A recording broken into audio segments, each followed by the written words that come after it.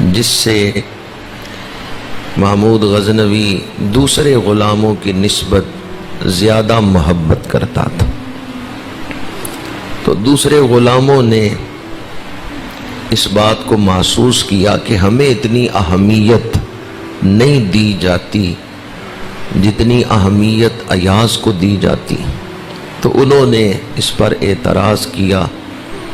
بادشاہ نے کہا کہ کوئی موقع آیا تو میں تمہیں بتاؤں گا کہ ایاز کے ساتھ میرا خصوصی تعلق، خصوصی شفقت کیوں ہے۔ ایک دن بادشاہ نے، اب یہ بات جو میں بیان کر رہا ہوں مولانا روم نے بیان کی، ایک دن بادشاہ نے کڑوا پھل منگایا، ترش پھل تھا، اس کے ٹکڑے کیے، پھل کاٹا اور اپنے درباریوں میں بانٹ دیا۔ پھل ترش تھا، پھل کڑوا تھا، جس نے بھی چکھا اس نے تھو تھو کیا، نگل نہ سکا، اور ہر ایک کی زبان پہ یہی تھا کہ بادشاہ سلامت یہ پھل تو بڑا کڑوا ہے، ترش ہے، زبان سے نہیں لگانے ہوتا۔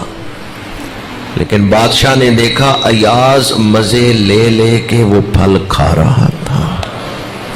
بادشاہ نے کہا ایاز جو ٹکڑا تیرے حصے میں آیا ہے وہ میٹھا ہے۔ ایاز نے کہا نہیں، یہ بھی ترش ہے، یہ بھی کڑوا ہے۔ بادشاہ نے کہا پھر تو نے منہ سے پھینکا نہیں، شکوہ نہیں کیا، تو خوشی خوشی کھا کیوں رہا ہے؟ یہ باقی سب وزیر، مشیر، غلام تو یہ کہتے ہیں کہ پھل بڑا کڑوا ہے۔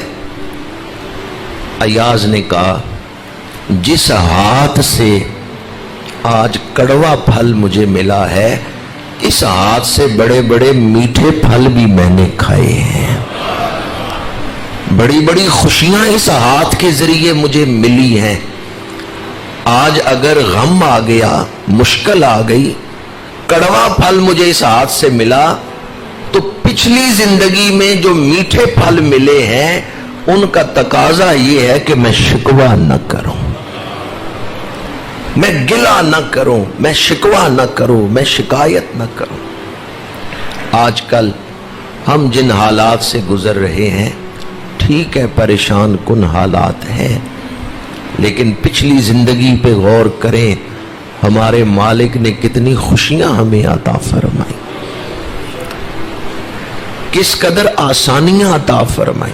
آج ہم زندگی کے جس مقام پر ہیں، کیا اللہ تعالیٰ کے احسانات نے ہمیں یہاں نہیں پہنچایا؟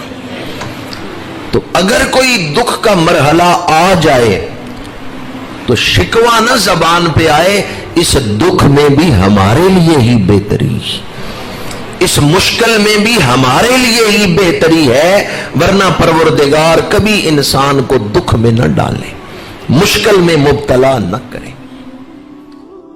دین کی بات پھیلانا صدقہ جاریہ ہے، ثواب کی نیت سے ویڈیو کو شیئر ضرور کیجیے۔ جزاک اللہ۔